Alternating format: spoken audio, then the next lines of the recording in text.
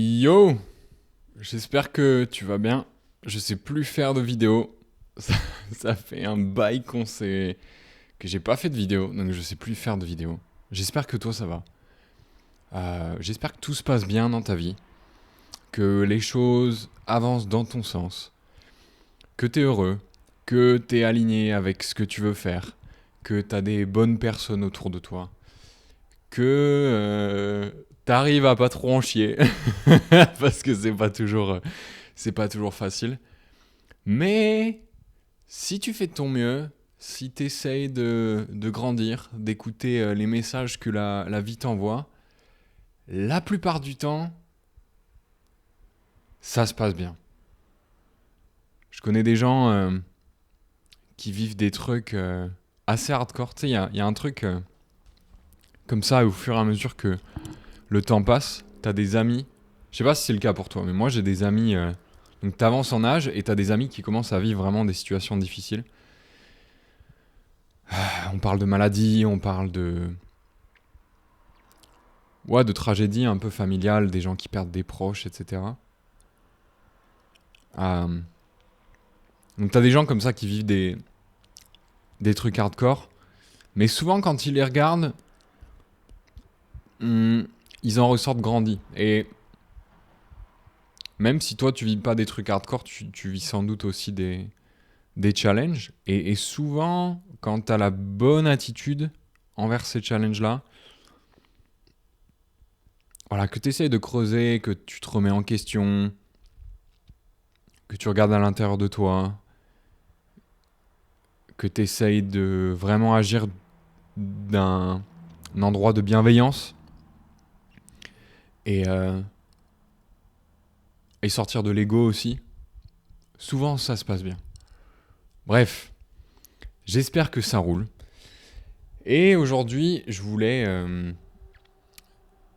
te faire une vidéo pour te raconter un petit truc. On va faire des vidéos où je vais te raconter des trucs. Et c'était dimanche dernier, J'étais. Ça fait trop bizarre de faire des vidéos comme ça. Et dire qu'à une époque, j'en faisais une par jour ou quoi. En Australie, si tu suivais déjà les vidéos, c'est vraiment un muscle à travailler. Et là, je peux te dire que mon muscle, il s'est bien atrophié. Bref, il y a toute une époque, si tu me suivais pas à l'époque, où je faisais des vidéos juste pour raconter des trucs. Et c'est ce que j'ai envie de continuer à faire. Donc, je vais tout simplement faire ça, tu vois. Et je voulais te raconter cette histoire où. Dimanche dernier, j'étais en Slovaquie, donc j'habite en Slovaquie, et on était chez euh, les, les parents de ma copine, et on est allé à la messe dimanche matin. Et bon, moi je suis pas catholique, je suis pas baptisé, mais j'étais curieux d'aller à la messe, tu vois, pour la première fois. En plus, c'était la grande basilique de la ville. Et la batterie va me lâcher. Magnifique. Je reviens. Ouais, je disais, on était à la messe, et le prêtre c'était un prêtre un peu moderne, tu vois. Ma copine, elle me dit, ouais, j'aime bien ce prêtre et tout, parce qu'il a une Apple Watch. D'ailleurs, il y a une espèce de conflit dans le village au sujet de ce prêtre. Les gens se demandent, ouais, est-ce que c'est vraiment bien catholique d'avoir une Apple Watch et tout, machin. Donc c'est le prêtre un peu progressiste, mais prêtre quand même. Et bref, la messe se déroule et tout sympa. Et à un moment, il prend la parole et il commence à raconter une histoire de comment, quand lui, il était enseignant, il y a de ça des années, le premier jour de classe, il demandait aux étudiants les questions classiques du style voilà, comment tu t'appelles, où est-ce que tu habites, etc.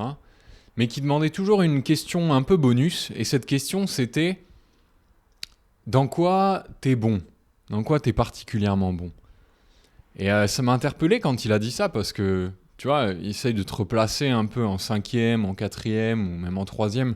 Imagine si un prof, le premier jour de classe, te demandait ok, je m'appelle Egon, j'habite à Bordeaux, etc. Ok, Egon, dans quoi est-ce que tu penses que t'es bon? Tu vois, ça aurait quand même. Enfin, moi personnellement, ça m'aurait marqué. Et le prêtre disait un truc du style que c'était vachement triste parce que la grande majorité des étudiants de la classe étaient incapables de répondre en fait. Ils étaient incapables de répondre dans quoi ils étaient bons. Ils ne savaient pas donner une réponse à cette question. Et à ça, le prêtre ajoute, et ce qui est encore plus triste, c'est que je suis quasiment sûr que si on demande dans l'audience de l'Église à des personnes qui ont 50, 60, voire 80 ans, il y a aussi beaucoup de gens qui seront incapables de me dire dans quoi ils sont bons. Et il nous a invités en fait à vraiment nous poser la question. Il nous disait, moi je suis convaincu que on a tous un cadeau, on a tous pas un don, mais quelque chose dans quoi on est très bon, mieux que la moyenne. Et pas dans le sens mieux que la moyenne, genre c'est là-dessus qu'il faut absolument tout miser, etc. Tu vois, c'est pas mieux que la moyenne dans le sens, ok, tu vas défoncer tout le monde à cette partie de ta personnalité, mais plus dans une sorte de... Plutôt dans une attitude, dans une démarche de servir la communauté, tu vois, de faire le bien, tout simplement, autour de soi. Et il disait, et c'est important de se poser la question, en fait. Posez-vous vraiment la question dans quoi vous êtes bon, et regardez votre vie, et demandez-vous, est-ce que vous passez la majorité du temps à faire ça, ou en tout cas une grande partie de votre temps à faire ça, et sinon, comment est-ce que vous pourriez vous en rapprocher, tu vois. Donc il nous a vraiment donné comme ça une espèce de question à méditer. Et après, il a ajouté un truc aussi que j'ai beaucoup aimé. Il a dit une chose en plus, une fois que vous réfléchissez à cette question et que vous arrivez à une réponse, je veux dire, c'est pas si compliqué que ça en soi d'avoir une réponse. Tu peux très bien demander à tes proches, tu peux demander à ta partenaire ou ton partenaire ou ton ou ta meilleure amie, hein, quelqu'un qui te connaît vraiment bien, tu lui demandes, écoute, dans quoi est-ce que tu crois que je suis vraiment bon ? Pourquoi en quoi je suis mieux que la moyenne ou qu'est-ce qui me rend spécial par rapport aux autres ? Quelle chose je fais que la majorité des autres personnes ne font pas ? Et c'est pas compliqué, quelqu'un qui te connaît bien pourra te répondre très, très vite. Et il disait, une fois que vous avez trouvé une réponse à cette question, vous avez deux façons d'utiliser ce don. Soit vous pouvez l'utiliser de manière égoïste, c'est-à-dire vous demandez, ok, j'ai cette capacité-là, comment est-ce que je peux en tirer le maximum pour mon propre bien et mon propre bénéfice, pour des besoins très égoïstes comme gagner beaucoup d'argent ou acquérir un certain pouvoir ou avoir une certaine influence, etc.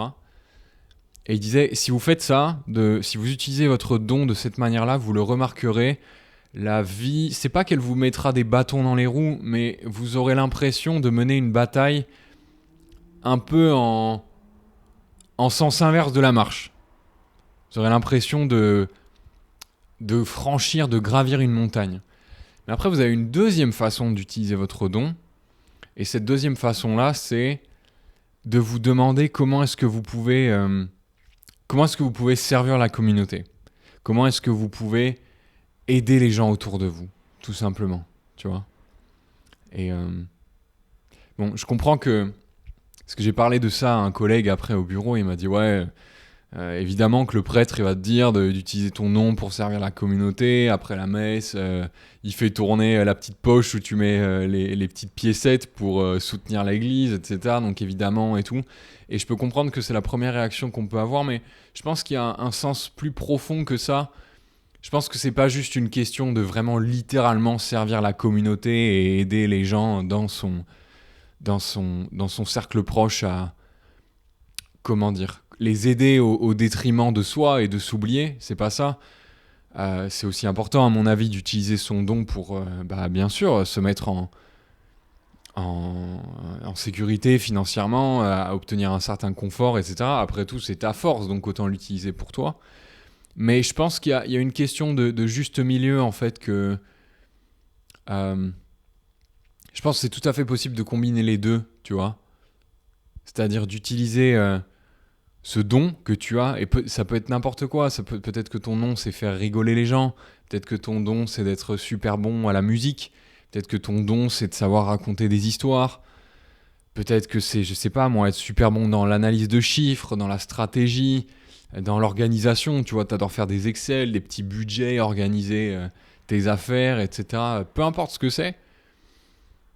Je pense qu'il y a Enfin, moi, je suis convaincu qu'il y a moyen de trouver un juste milieu, qu'il y a un juste milieu à trouver, plutôt comme ça, entre utiliser ce don-là pour satisfaire ses propres besoins primaires, parce que bon, t'as besoin de manger, t'as besoin de dormir sur un toit, t'as besoin de, voilà, de prendre, de t'occuper de tes besoins de tes besoins primaires, quoi. Mais derrière, je pense qu'il y a aussi beaucoup de vrai dans le sens où, tu vois, cette phrase, quand il a dit que si vous utilisez votre don uniquement à pour votre salut, à vous, pour votre bénéfice, pour votre bien-être, ça va être difficile, que vous aurez l'impression de mener une bataille d'avancer à contre-vent, quoi, à contre-sens. Et, euh, et je pense qu'il y a du vrai là-dedans. Je pense qu'il y a du vrai là-dedans.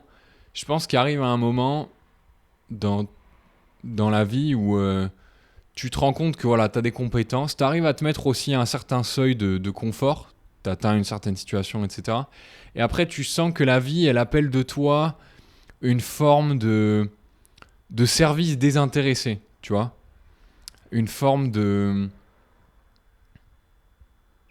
Oui, d'action désintéressée d'intérêt égoïste, tout simplement. D'ailleurs, ça me fait penser, c'est exactement ce que... Récemment, j'ai fait un voyage en Inde. Et avant le voyage en Inde, j'ai acheté le texte sacré des hindous, ça s'appelle la Bhagavad Gita.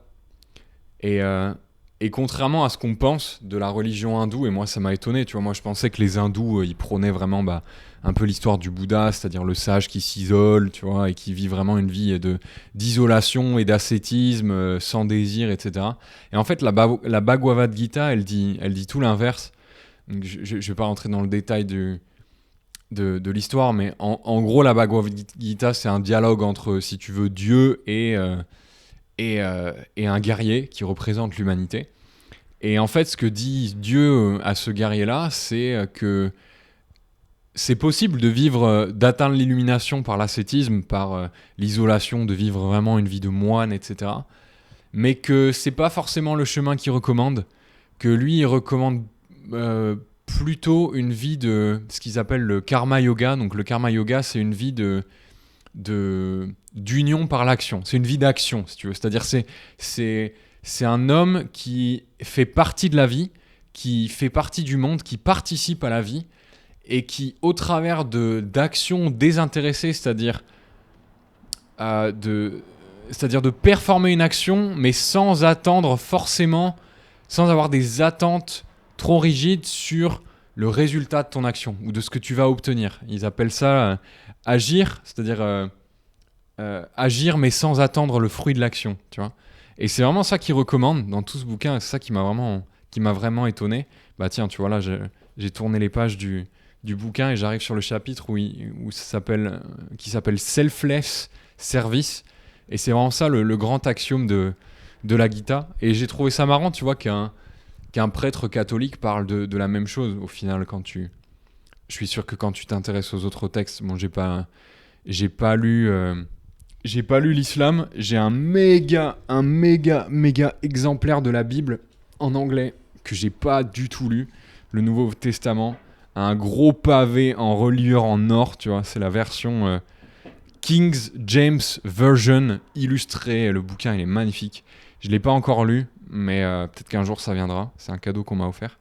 Mais je suis sûr que là-dedans il parle de la même chose, que le Christ il parle de la même chose, tu vois, de servir sans attendre forcément les fruits en retour. De trouver la satisfaction dans le fait de performer l'action, tout simplement. Donc voilà, tu vois. Bref, j'étais à la messe et c'est ça qu'a dit le prêtre. Et ouais, et après, on est allé prendre un café avec ma copine, on a débriefé un peu de tout ça. Je lui ai dit ce que moi je pensais qui était son don. Elle m'a dit ce qu'elle pensait qui était mon don. Euh, et, euh, et ouais, je me suis dit, tiens, ça m'a vraiment marqué. Je me suis dit que je voulais te le partager. Et je pense que si je pouvais te conseiller de faire un truc, c'est de vraiment de le faire avec un ami, ça, ou avec un partenaire ou une partenaire, ou ta partenaire. Et de vraiment se demander, bon, parlons de ça en fait. Tu vois, vraiment, dis-moi dans quoi est-ce que tu penses que t'es bon, et moi je vais te dire ce dans quoi je pense que toi t'es bon. Et ouais, ça vaut le coup de faire cet exercice parce que c'est des questions tellement simples qu'on oublie de se les poser en fait, et que c'est dommage de passer à côté parce que c'est toujours une bonne chose quand tu as l'opportunité de faire un peu d'introspection et de te poser des questions comme ça. Donc, euh, donc voilà ce que je voulais te partager. Euh, Moi mais qui parle comme ça? Euh, Moi je pense qu'un de mes dons c'est que je sais mettre les gens relativement à l'aise. J'ai toujours cette capacité à me fondre dans n'importe quel contexte social, et quand les gens sont un peu coincés des fesses, tu vois, moi j'arrive et je fais un truc ou je dis un truc mais complètement perché, et soudain tout le monde se détend, et, euh, et les gens commencent à me parler de trucs hyper profonds et tout. Donc c'est un peu mon cadeau, et je me suis dit tiens, comment est-ce que je peux plus l'utiliser en fait. Et la première chose qui m'est venue c'est les vidéos, tu vois. Donc voilà, peut-être qu'il y en aura d'autres. Euh, on verra. En tout cas, j'espère que... je t'invite à faire cet exercice.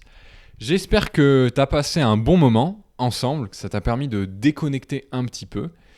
Et puis, ouais, moi je vais te laisser là. C'était cool de discuter. C'était cool de discuter. Au début de l'enregistrement, j'étais un peu là en mode ouais, je suis plus du tout habitué et tout, machin. Ça se trouve, c'est plus pour moi. Et en fait, la parole se délie avec le temps, donc peut-être qu'on va continuer. Allez, je te laisse là-dessus. Excellente soirée. Médite là-dessus. Si tu as envie de réagir ou de réagir tout simplement, n'hésite pas à laisser un commentaire ou à partager ça avec un ami. Et on se dit à la prochaine. Ciao, ciao.